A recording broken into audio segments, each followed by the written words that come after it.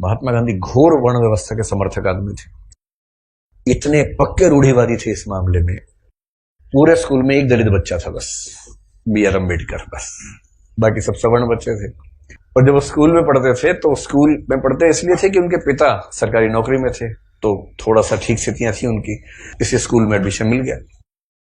पूरे स्कूल में एक दलित बच्चा था बस, B.R. अम्बेडकर, बस, बाकी सब सवर्ण बच्चे थे। अब दलित बच्चा कैसे हैंडल करे? वो पानी पीने जाएगा, पानी को छू देगा, पानी पवित्र हो जाता है, उसमें हीलियम आ जाता है हाइड्रोजन की जगह। उसके बाद जैसे दलित बच्चा छूएगा हाइड्रोजन के गुण बदल जाएंगे उसमें। तो एक व्यवस्था थी कि भाई पानी पीने की एक जगह थी सबके लिए, एक अलग से मटका था अम्बेडकर के लिए, अलग से रखते थे दूर, उनको वहीं पीना है और मटके को हाथ नहीं लगाना है। अब कभी कभी क्या हुआ, कई बार ऐसा हुआ कि जो आदमी पानी की व्यवस्था करने के लिए तैनात था वो छुट्टी पे चला गया, एक दिन 2 दिन आया नहीं। अब इसको प्यास लग रही है, बाकी बच्चों के पास पानी पीने को, इसको पानी पीने को नहीं है। कई ऐसे दिन गुजारे स्कूल में जब उनको पीने को पानी मिलता ही नहीं था। चेतना ऐसे बनती है, ये सब झेलने के बाद बनती है। इसलिए जब आप हरिजन गाथा कविता पढ़ेंगे तब समझ में आएगा कि वो किस दौर से, किस स्थिति से गुजर के वो विचार बनते हैं। और अभी एक अदम गौंडवी की कविता है, वो भी हरिजन के गांव जैसा कुछ नाम है, उसको भी पढ़ेंगे, हम जिक्र करेंगे आगे चलकर, तब समझ में आएगा। ये सब मैं इसलिए कह रहा हूं कि इतिहास के नेताओं को सीधे खारिज करना बहुत आसान होता है। जब आप उनकी स्थितियों को समझेंगे, उनके विचार कैसे बने समझेंगे, तब उनका महत्व समझ में आता है। अंबेडकर का बड़प्पन यह है कि बहुत अच्छी स्थितियों में जाने के बाद, इंग्लैंड में, अमेरिका में पढ़ने के बाद, वहां भी टॉप करने के बाद, वो चाहते तो वहीं किसी विश्वविद्यालय में प्रोफेसर बन सकते थे और धूमधाम से जिंदगी गुजार सकते थे, पर उन्होंने चुना संघर्ष का रास्ता। लौट के आए, संघर्ष किया और अपने साथ साथ अपने पूरे समुदाय की मुक्ति का रास्ता चुना। और जितने सफल हुए उतना सफल होना एक जिंदगी में आसान भी नहीं होता। जितने वो सफल हुए उन्होंने काफी कुछ कर भी दिया। अब उस अंबेडकर का तेज 1936 में फैल चुका था।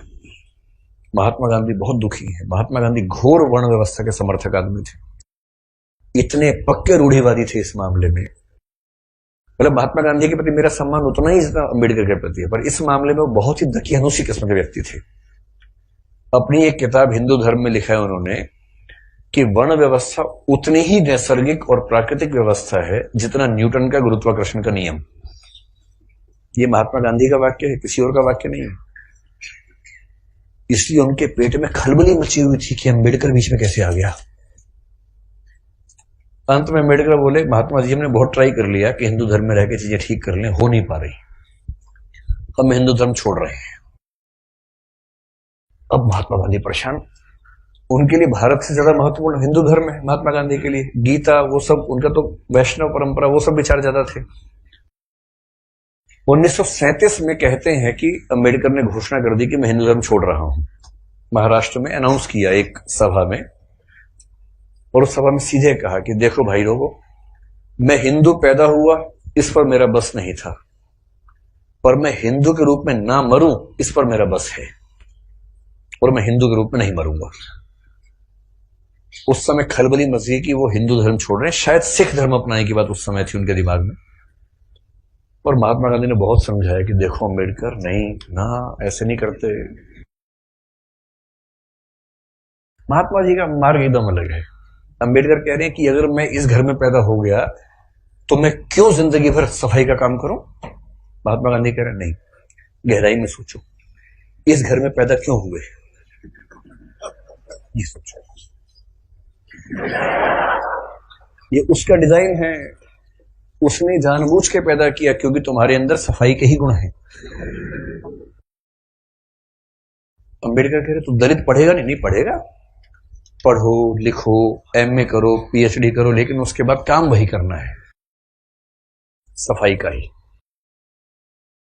ये थे राष्ट्रपिता जी।